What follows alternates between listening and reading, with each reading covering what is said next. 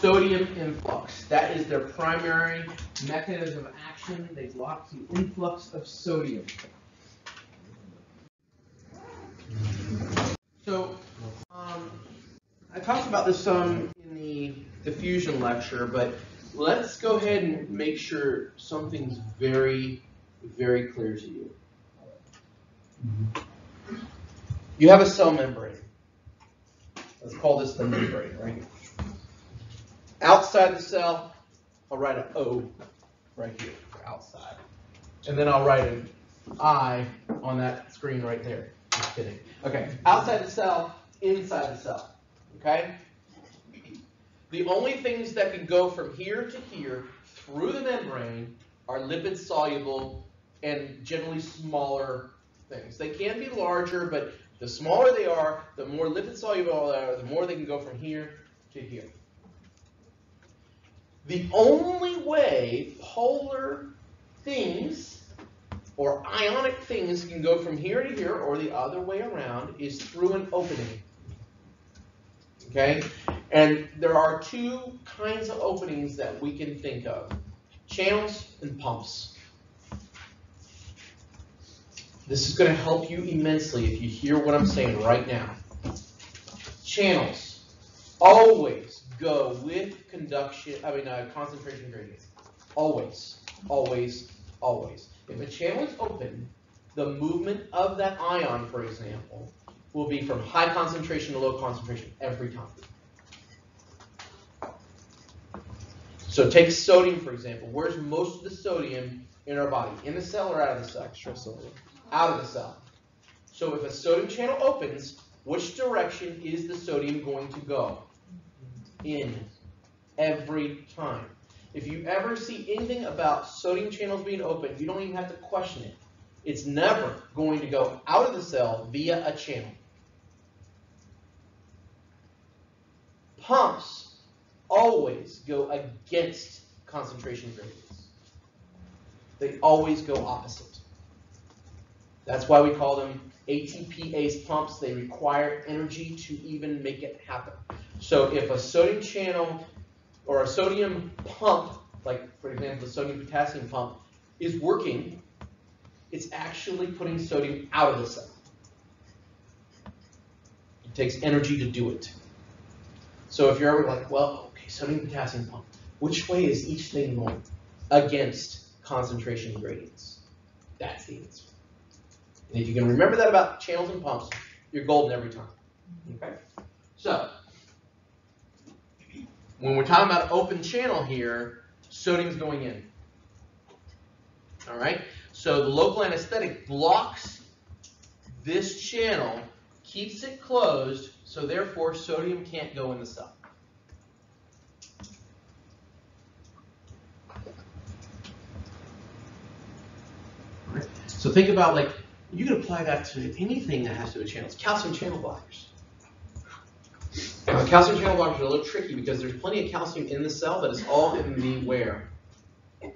Anybody know? No. Is it in the Where's most of the calcium in our cells? Like almost all of it. It's stored somewhere.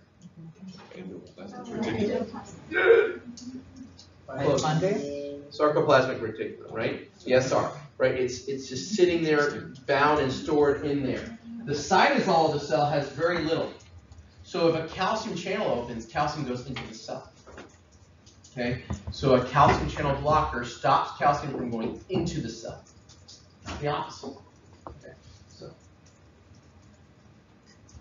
All right. So here you can see this picture where local anesthetic, the blue, is coming in and it's actually blocking. You have this movement of current and all of a sudden it gets blocked. Bam, right there. That's how local anesthetics work. Whether we're talking about a big peripheral nerve, a nerve root from the spinal column, or a tiny little C fiber at the end of your finger, it works always the same way.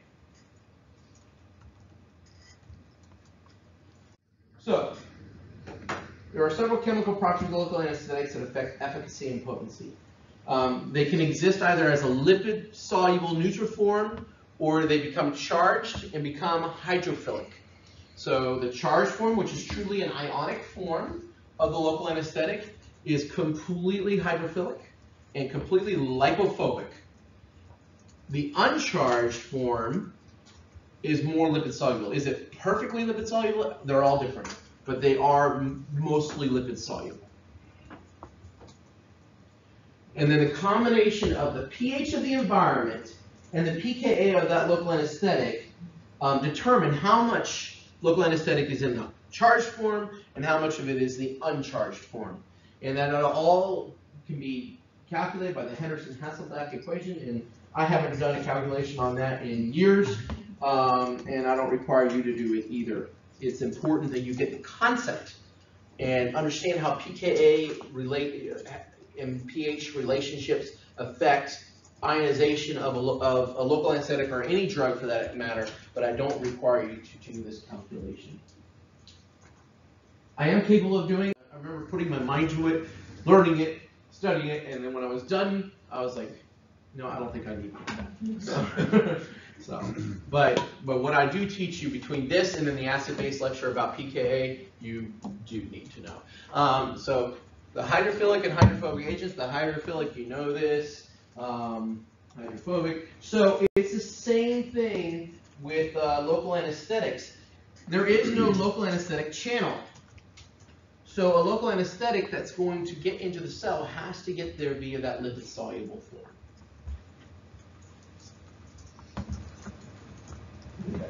Skipping all the stuff I've said many, many times. So the pKa of most local anesthetics is somewhere between 8 and 9. They get down to about 7.6. That's about the lowest you'll see one to be. And they're all weak bases. So a weak base, what that means is that anything that's a weak base basically accepts a proton, specifically a hydrogen charged H+. It accepts it. And true bases, full bases, will accept it to completion. They will become completely ionized with a protonated hydrogen ion, and they get protonated, acidified. Weak bases do it partially. To some degree, they'll stay in some kind of equilibrium. So that term weak means there's going to be some degree of equilibrium that occurs.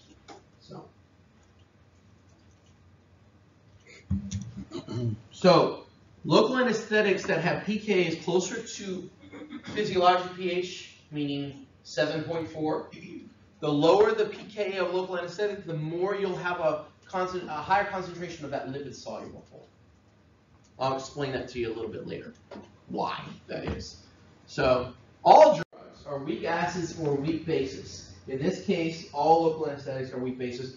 By and large, almost every drug we give are weak bases, yes.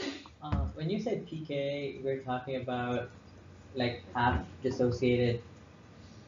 pKa, and we really get into this in that acid-base lecture, but pKa, maybe I should move the acid-base lecture for early in the semester.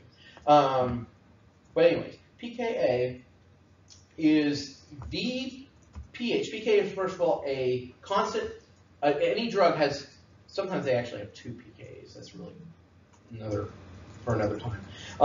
But generally one relevant pKa, and that is the pH in which you'll have 50% of that drug being ionized, 50% of it being unionized.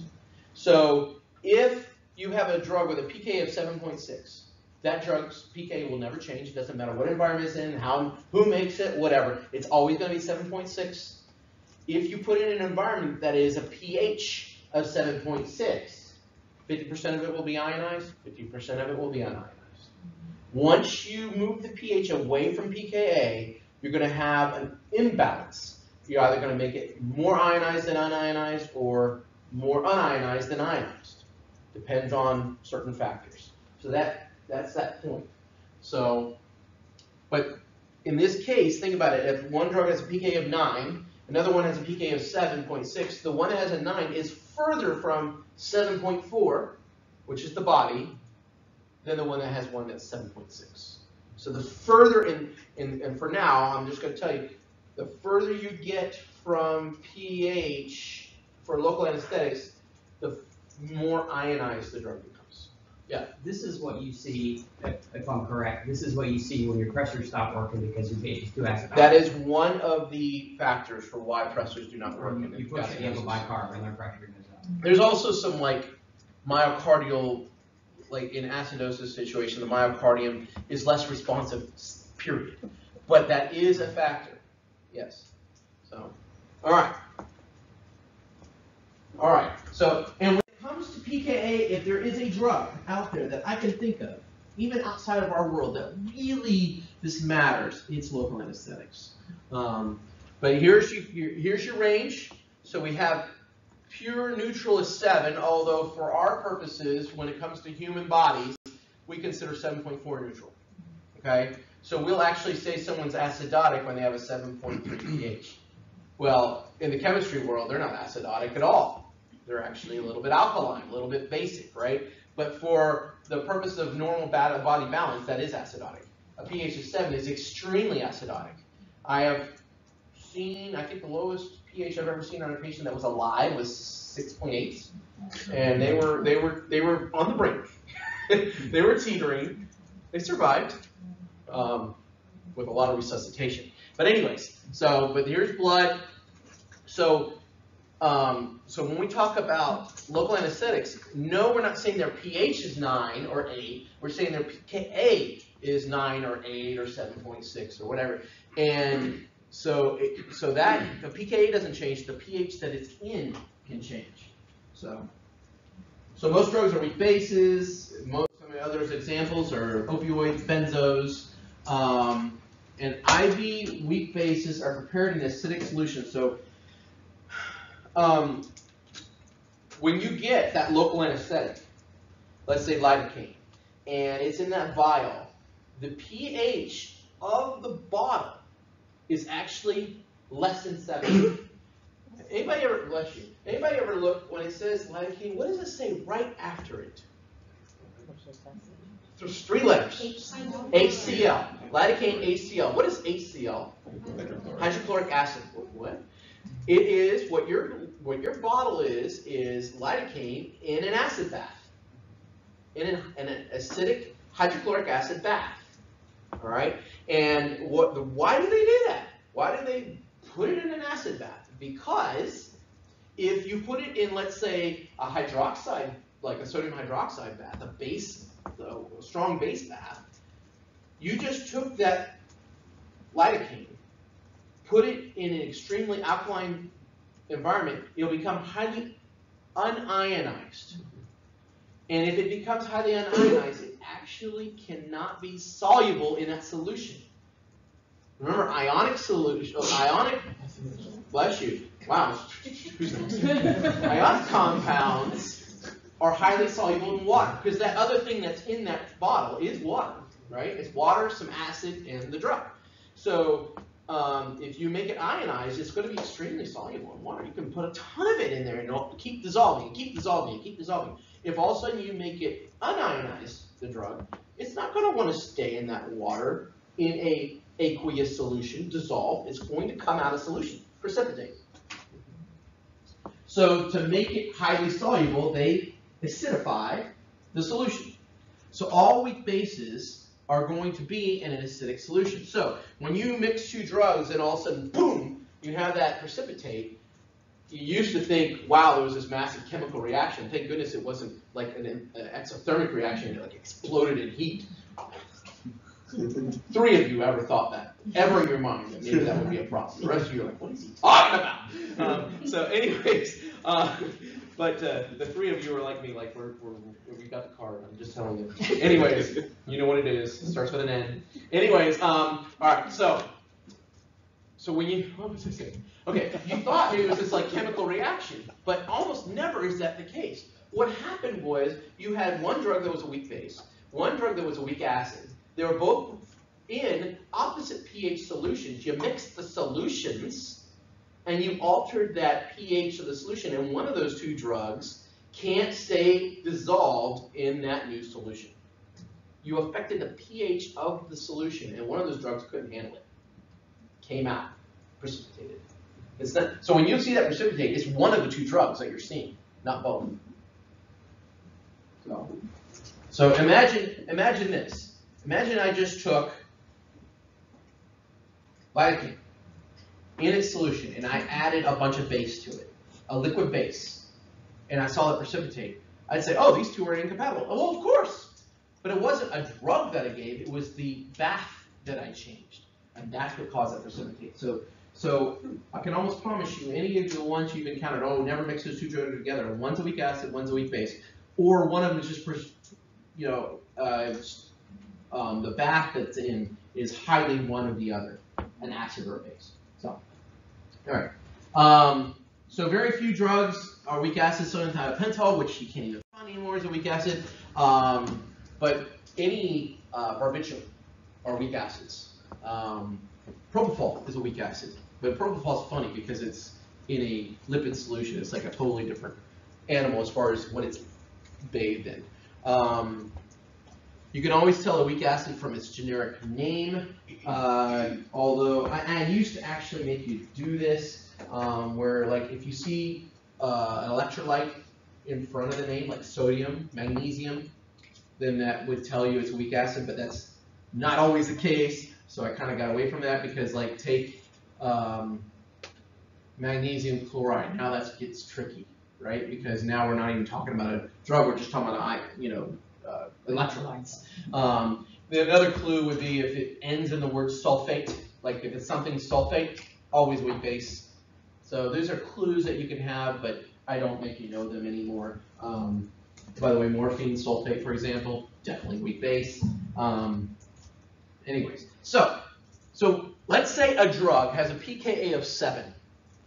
That means when the pH, here's pH here, pKa is, doesn't change. pKa is what it is, never changes. So that drug has a pKa of 7 established as a constant. So as you change the environment, the bath it's in, it goes from 100% something to almost nothing, 0% something. Well, which one? Well, it depends. Because I didn't establish this. Is this 100% ionized or 100% unionized? Depends on the kind of drug it is. If it's a weak base, weak bases, as you drop the pH, you're adding hydrogen. Lots and lots of hydrogens, lots and lots of acid, right? And so weak bases become ionized in that environment. A weak acid would be the opposite. So a weak acid in this environment up here would be highly unionized. Sodium thiopental, for example, even though it's not produced anymore, it's the pH that the solution would come in would be about around 11. They'd actually manufacture it, and pH would be around 11. Whereas a lot of drugs you give, the pH of that solution is about 4 to 5 typically. So sodium thiopental would be in a pH of 11. And when you inject it, so that means it's highly ionized here, weak acid, and when you inject it into the body, it becomes much less ionized and more unionized. Take a different drug with a pKa of 9. And let's just, for real making it easy, let's call this 2,3-chloroprocaine, local anesthetic, weak base. So now I'm going to tell you, well, maybe you can help me tell me. At 9, we know it's a 50-50. It's a weak base. It becomes nearly 100%. Which one at this extremely acidic environment? Ionized. Because it's a weak base. If it was a weak acid, it'd be opposite. All right? This one is a pKa of 7. Same thing. Let's say it's a weak base. Then this must be a scale that talks about unionization. But if it was an ionization scale here, as we move here, this must be a weak acid. So we'll really, really delve into that next acid-base lecture. All right? But here's the easy peasy of it. Like dissolves like. Like likes like. All right? So a weak base, let me back up. I'm going to cause confusion here because I know this is already tough. When I say a drug likes something, I don't mean solubility. Okay? Because I'll start doing that. For the rest of the lecture, I'll say lidocaine loves to be in a basic environment. I don't mean solubility, I mean efficacy. All right, so a weak base, if you put in a basic solution, will become highly unionized. That's good. All right, so when it comes to that, weak acids like an acidic environment, meaning it'll stay unionized. That's what I mean. Because the unionized drug's the drug that gets in. Right? So I'm not talking about solubility here, I'm talking about efficacy.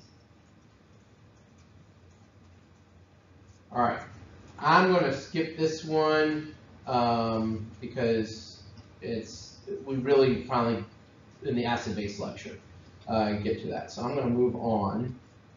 Okay, this is the next part. All right.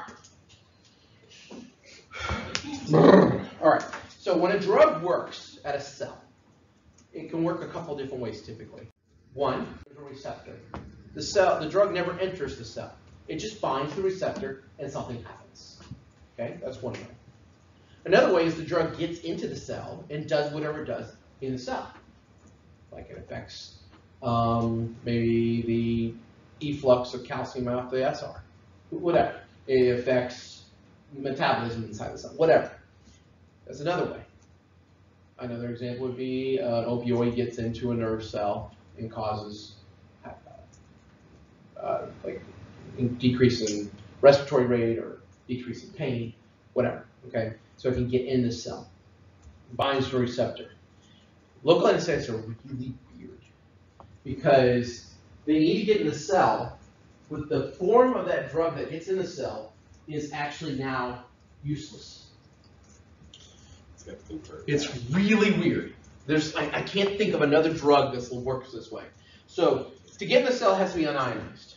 But that unionized local anesthetic inside the cell does nothing because the receptor is in the cell and the receptor binds to an ionized form of the local anesthetic. Go figure. And a lot of the receptors outside the cells also bind to ionized forms of drugs. They don't have to have, an example would be muscle relaxants. They're actually highly water soluble. They bind to those nicotinic receptors in that form. But this one, the receptor is actually inside the cell, almost inside the channel. It's really weird. And so they have to get into the cell, but then they have to reionize to do anything. Really, really crazy. So it enters the cell via the unionized form, then it ionizes and works. So you need both forms. So here is the best schematic of it. B meaning base, okay? But really we're talking about LA, local anesthetic. So you'll see this here, or you'll see LAH plus will be in equilibrium. The ionized, this is the ionized, versus the unionized, just the B here, is in equilibrium. This B crosses through and then re-ionizes. The ionized form is the one that works.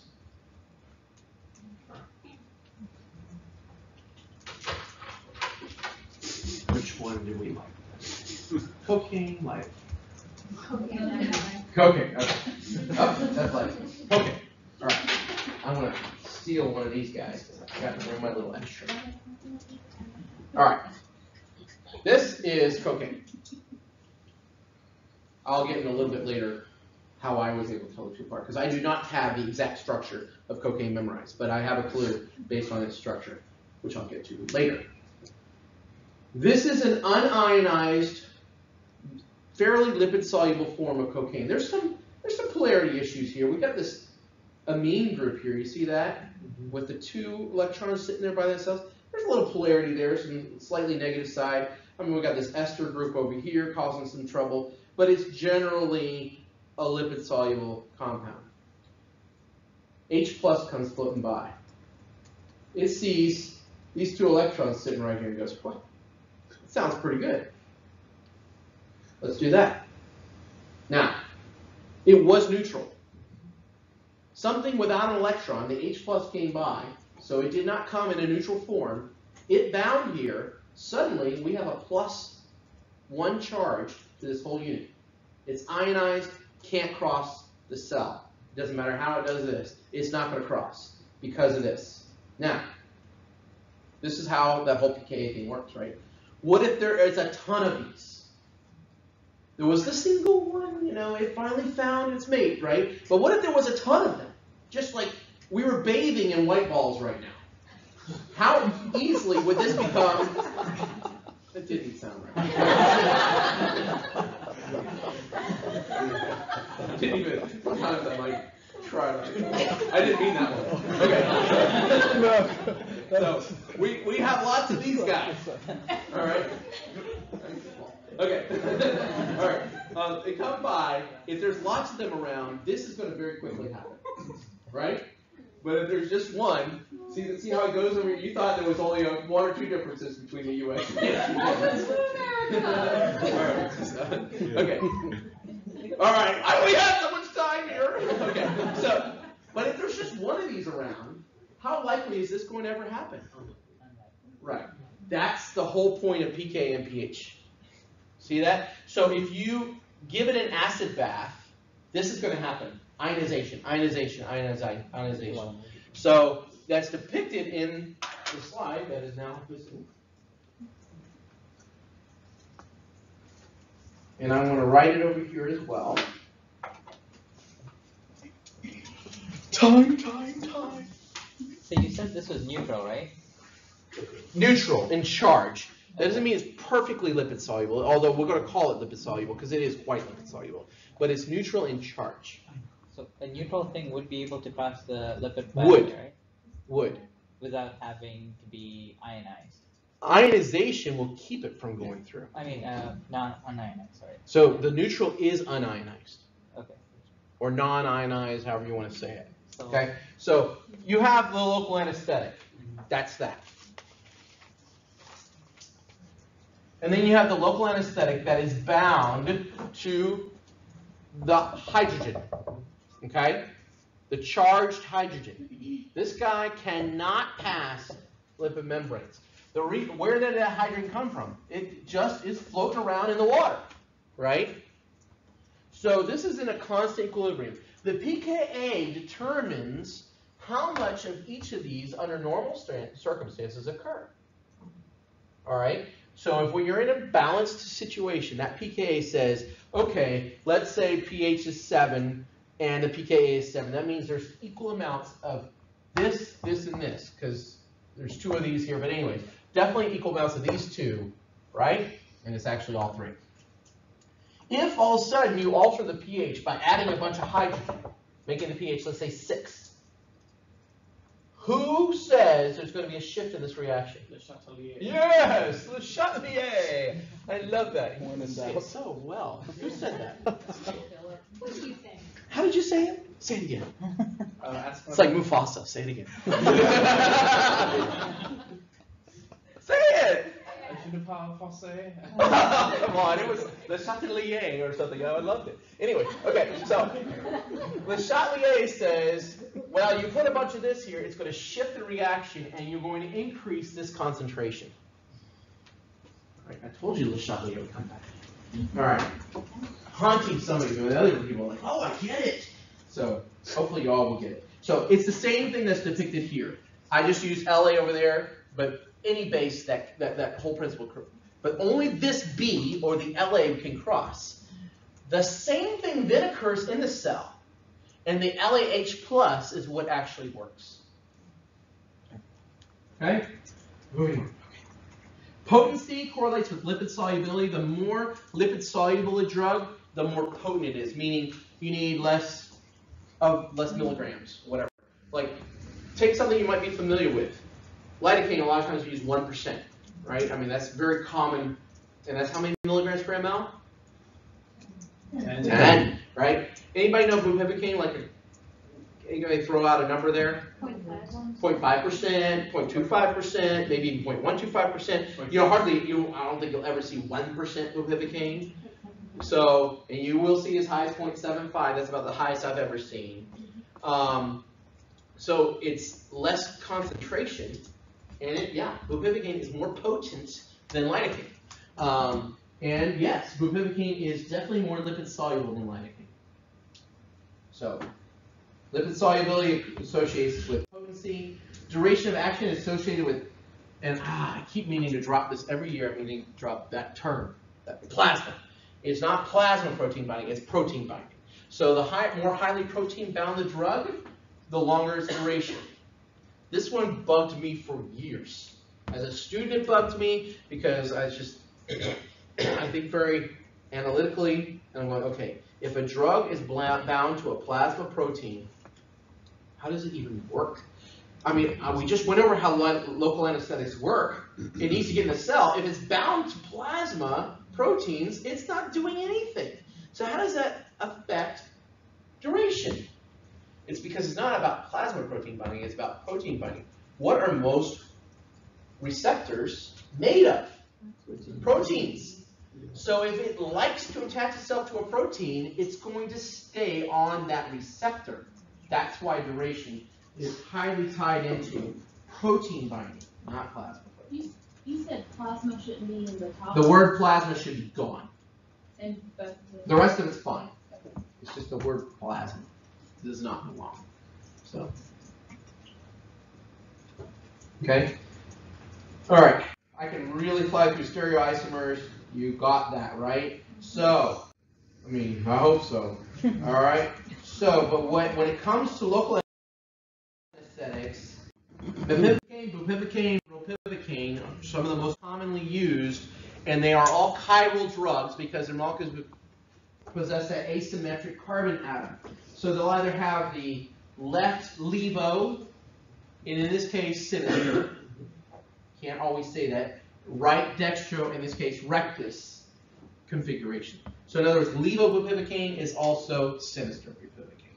So you can intermix them when it comes to local anesthetics. However, no, not yet.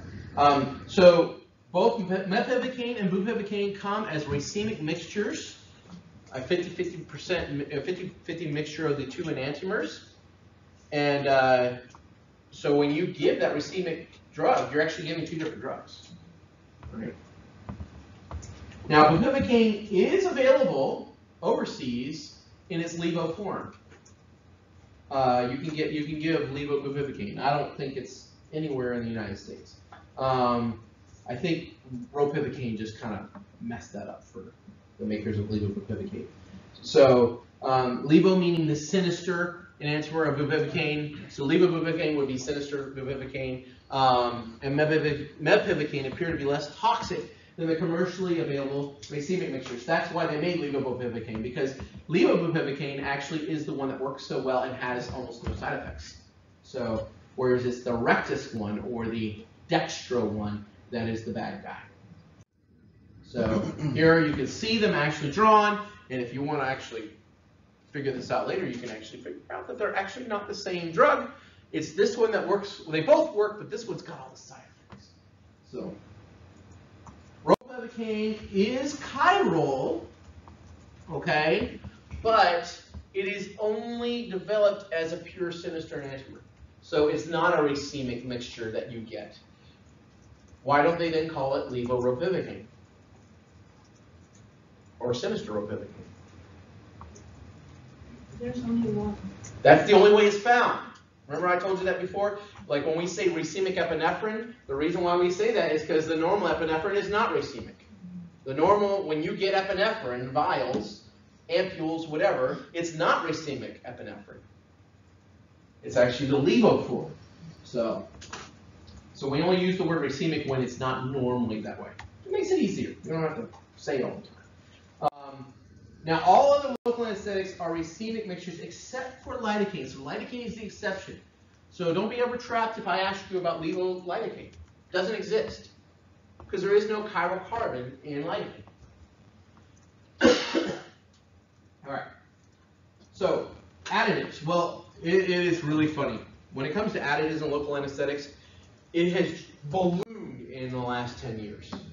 Maybe even the last 5 especially. It used to be the only additives we'd ever talk about with local anesthetics was epinephrine and sodium bicarbonate.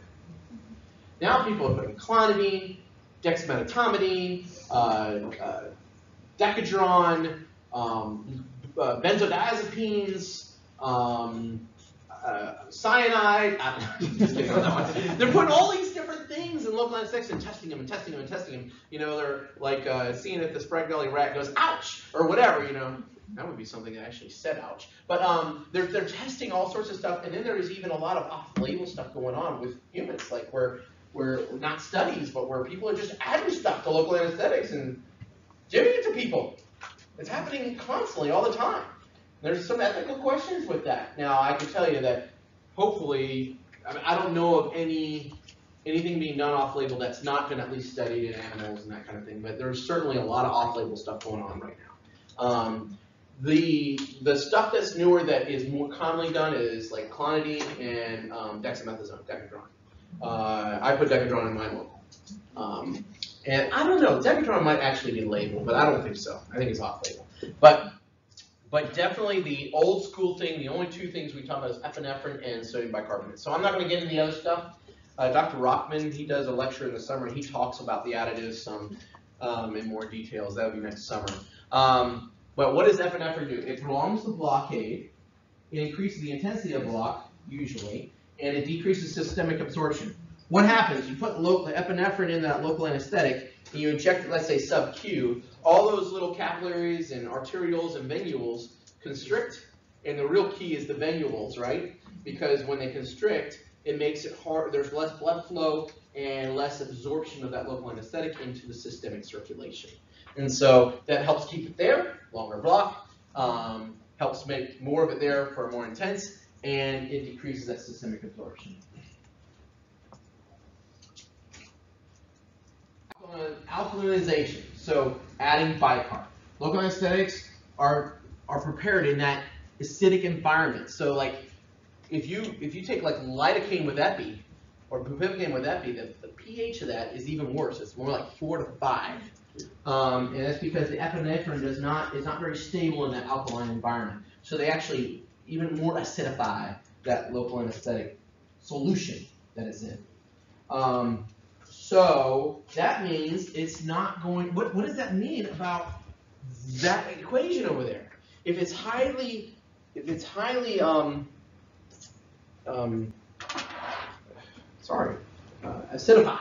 What am I trying to say? Acidic. Okay, if it's highly acidic solution and you inject it sub-Q, are you going to have a lot of that LA produced right away? No. The only way you'll ever inject a local anesthetic that's highly acidic solution and it work fairly quickly is to give it IV. I mean, because when you give IV, then it's suddenly in that bath of 7.4. The pH is going to change very quickly of that solution, and it's not going to matter. There are very few instances where we're trying to do some kind of regional block where we give it IV. You know, I mean, beer block might be the only example, and that is totally what I just said doesn't matter for another reason. I'm not going to get into it now. Now, we do use local anesthetics IV, whether it be just before we induce someone for code situations or ventricular tachycardia, something like that. And now it's becoming more and more popular for pain, like, you know, lidocaine drips and that kind of thing. But when we're talking about those kind of issues, we're not really getting too much into the quick onset concerns or absorption, because we're only giving enough that we feel like you can not. It's immediate absorbed. It's not going to affect absorption. So those are when we get concerned about the pH and the efficacy of the drug. We're talking about non-intravenous injections. Is my point.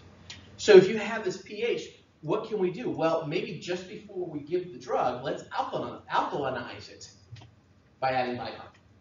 So, and it works great. So if you take lidocaine with epi, I'll give you a perfect example. Sudden fetal, fetus is having decelerations. They're about to circle the drain, but they have an epidural. The mom has epidural. We need to get this baby out now. We can give lidocaine 2%, works very well. But what really works is when you add bicarb to it, and some fentanyl too. But when you add bicarb to it, you can get a level on mom for surgery in a matter of a few minutes, and that's really, really awesome. Whereas if you don't add the bicarb to it, you're really going to have to wait several minutes longer. And so it works wonderful that way. Other things that make adding bicarb really good is if you're going to inject it anywhere near an acidic environment. And this is a very important concept. And it's one that podiatrists just have the hardest time understanding. They get it, but they don't really know the why behind it. But if you try to inject a local anesthetic into an inflamed area, there's a lot of mediators being released. There's a lot of acid in that area. The local anesthetic is not going to work. First of all, it's going to hurt like Hades if they injected it there, right? I mean, anybody who's ever had an infected anything, it's very painful to the touch. Now we're going to take a needle and we're going to drag it. Oh, and it didn't even work. I don't know why. Well, it's because you injected an acid bath. We now know the local anesthetic doesn't work that way, right? So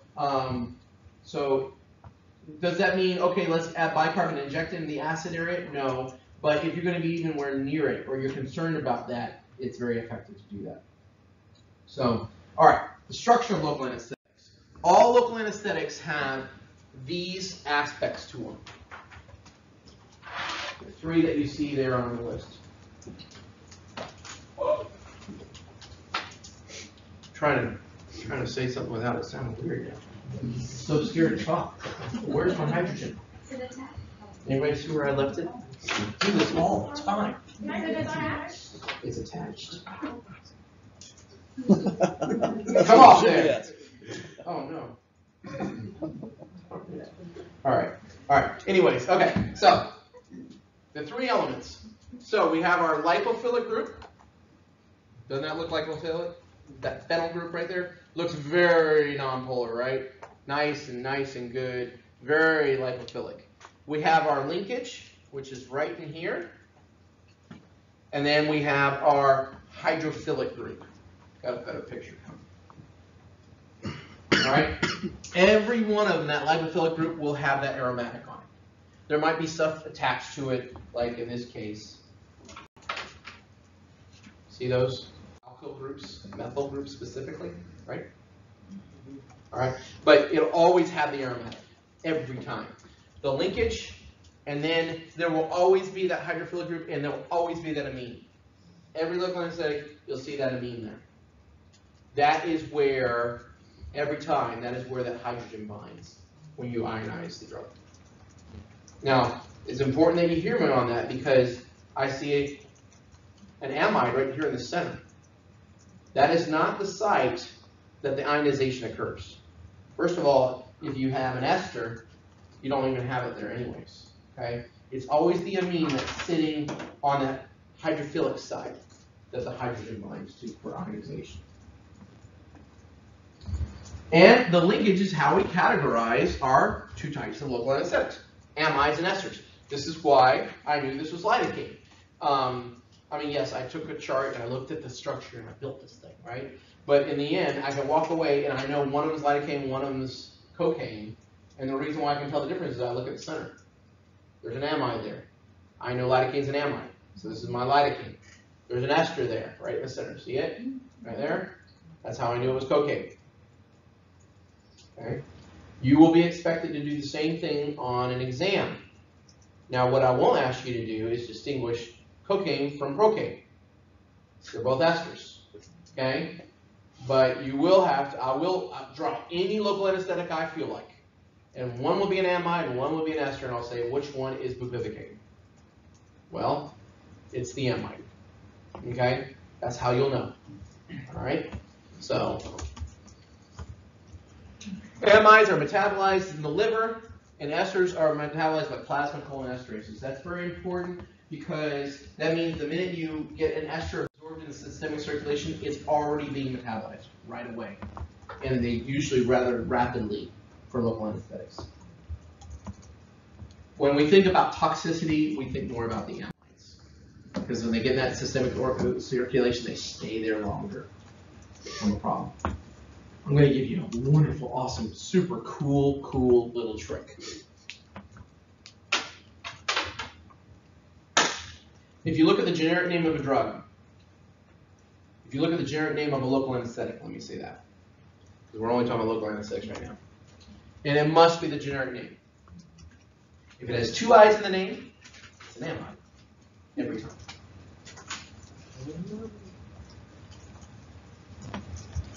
If there's only one I in the name, it's an ester.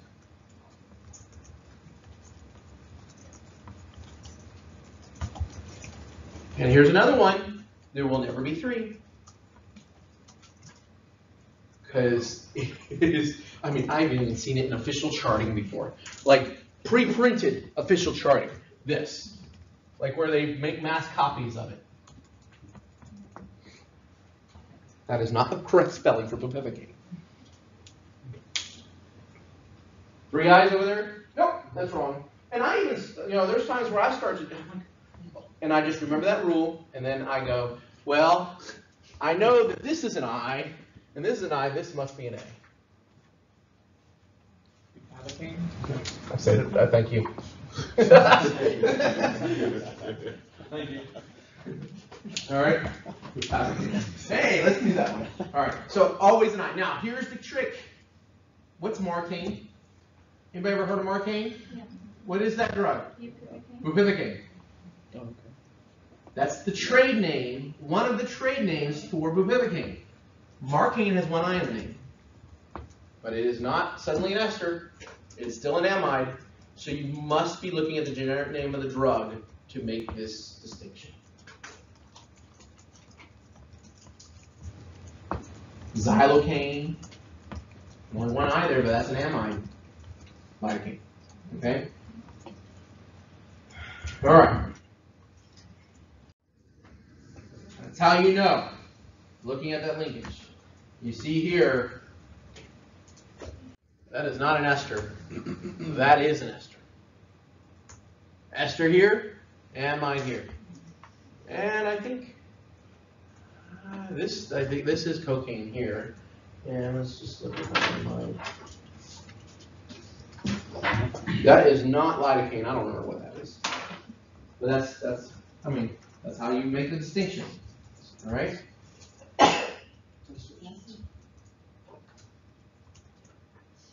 All right. This is from an old copy of Morgan McHale. So, but you can see here, all your amides all have that amide in the center. They all have some kind of aromatic on the left side. They all have that amine group on the right side. The lipophilic side, hydrophilic side. Every one of them. Here's your pKa's. Lidocaine, 7.8. Bupivacaine, 7.6. Dibucaine, we don't even use it anymore. Bupivacaine, 8.1. So which one will be more highly unionized at physiologic pH? Lidocaine or bupivacaine? Unionized. Lidocaine. Because lidocaine is only 0.2 off. And remember, if you make it more basic or more alkaline, it's a weak base, you'll become highly unionized, right? But because it's 50-50 at 7.8, you actually went the opposite when you go to 7.4. You made it acidic. It became ionized. Okay? But if you go from 8.1 to 7.4, you went further. You made more active. It's even more ionized. Yeah. So with bupivacaine, let's say if you add epi to that, would that make it more acidic? Well, now here's the thing about that. When I said that about the 4 to 5 pH thing, that's not when you add manually a tiny bit of epinephrine in a high concentration to it. These are the pre-made ones because the epinephrine doesn't do well over time in that environment. So it's the pre-made ones. So if you add epi to them manually, it's going to have a very negligible effect on the pH of that solution. So it would just be like the solution that just sits in the vial. That would determine. Yes, the ones that sit in the vial. When you add bicarb to lidocaine, it makes it act more potent. Or more similar to more potent. And the better word is faster onset. Faster onset.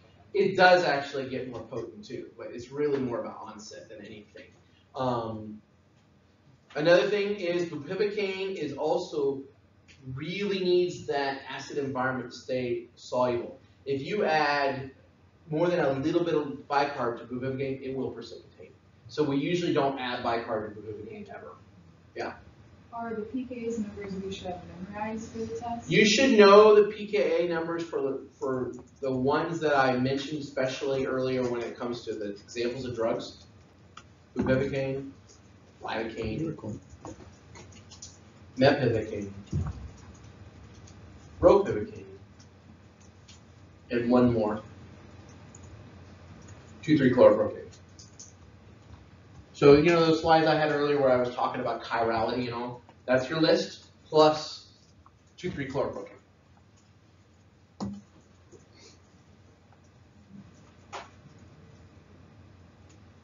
Two more amides, and then you see your esters there. So in an ester, here's your 2,3-chloroprocaine, also known as chloroprocaine. We call it that usually. 9.0 pKa.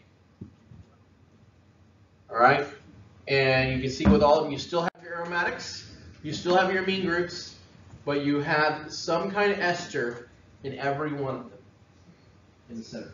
But like cocaine has 2 esters. But it's this ester that defines it as an ester, not this one over here. That's just an extra little deal.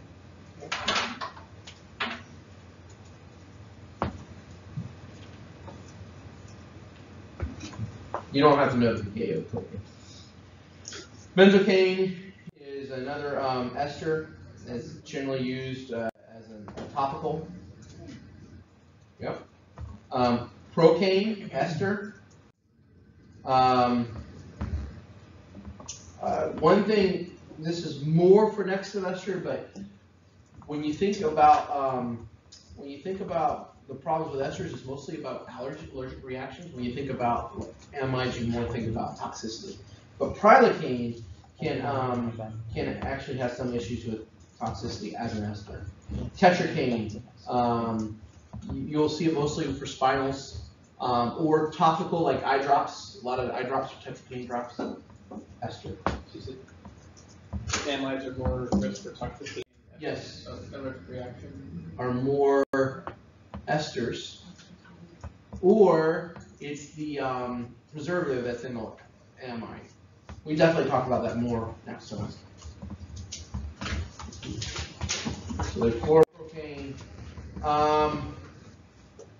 What I want to say about chloroprocaine. Chloroprocaine's pKa is 9. That means that when you, and you know, there's those graphs that have the exponential curves, but it's almost easier to think of it like this. Draw a line for pH, 0 to 14. And you say, here's the body, okay, and here's chloroprocaine, okay? That means if you can make the body 9, you're going to have 50% unionized chloroprocaine. You're going to kill the patient too, but you got 50-50. As it moves from here to here, as the pKa doesn't change, but as the 50-50 point, the pH, if the pH is 9, as it moves from here to here, it becomes more and more ionized, right? As opposed to one that has a pKa of 7.8. It only moved a little bit. So yes, it's ionized, but not as much as the procaine, chloroprocaine, right? Everybody got that part? Mm-hmm. Which is why that higher percentage of unionized, which is going to be here, even higher percentage in comparison to the chloroprocaine, because both of them will be more ionized than unionized, is why it's so fast on. Chloroprocaine is the fastest of them all. It's an anomaly. Chloroprocaine has the highest pKa, and like a lot of other drugs have like a pKa of 8.8, they're slow. But chloroprocaine is very fast.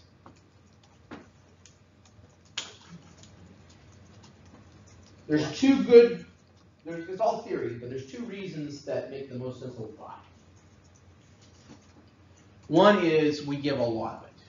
It's a pretty safe drug as far as toxicity goes, so we give usually 3% You know, lidocaine 1%, bupivacaine maybe 0.5%. We give 3%, so we get a lot of it. So even if only 7% of it is unionized, we're giving a lot of that. That's one reason. The other is, and you know, this is just the only thing that makes sense, is, well, there's two pieces of the phase, two things that have to happen. So that if you give a high concentration of it, and not a lot of it percentage-wise gets in, but still a lot of it gets in because you give a high concentration of it, once it's in the cell, what does it want to do? Almost right away. They would have to ionize. Ionize. Yeah. Because it really doesn't, you know, in the physiologic areas, it wants to be ionized. So that little bit that gets through will readily ionize and readily bind and readily work. That's the theory. So because we can give a lot of it, and then because it ionizes inside the cell quickly, that's why it's fast on. But it is the anomaly. All the other drugs, the lower the pKa, the faster onset.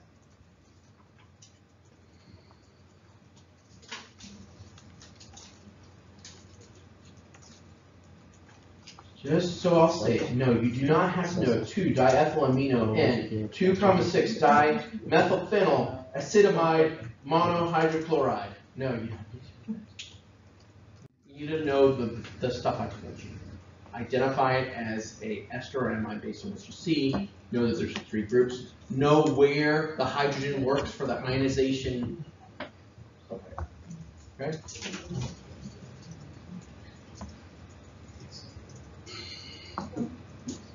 And any, you know, I have a few like little bullets here. You just need to know those. Bupivacaine would be great to use in obstetrics. Otherwise, bupivacaine is a good drug. It's just a little more expensive. Another nice thing to notice is bupivacaine and lidocaine work very similarly, have very similar effects, very similar profiles, except for like this bullet here, right? They have almost the same pKa's, similar potencies, similar everything. Ropivacaine and bupivacaine, same thing. So you can kind of lump them together. So if you know bupivacaine really well, ropivacaine will apply in a lot of areas. Max doses, duration, potency, onset, all of those. So they kind of are paired.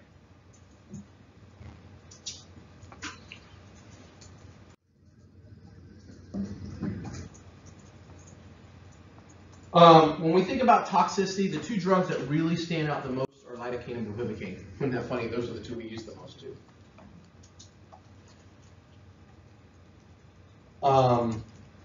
Lidocaine almost always manifests their toxicity as a CNS toxicity.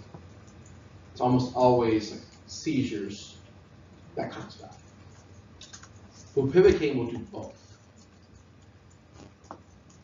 They can have a seizure, but what's more scary is they can have massive cardiac toxicity. That's scary. So you don't usually see that with lidocaine toxicity, but you do see that with bupivacaine toxicity.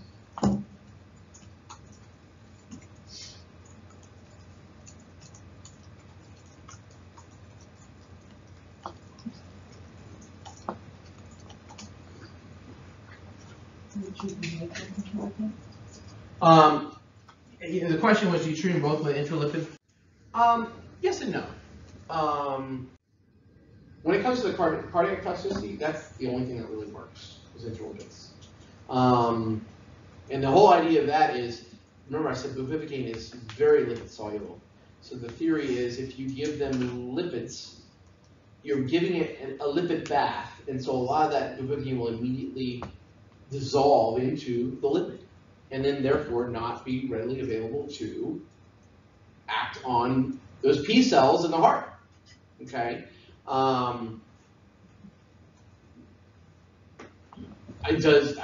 Has anybody ever tested using it for lidocaine toxicity? I don't know.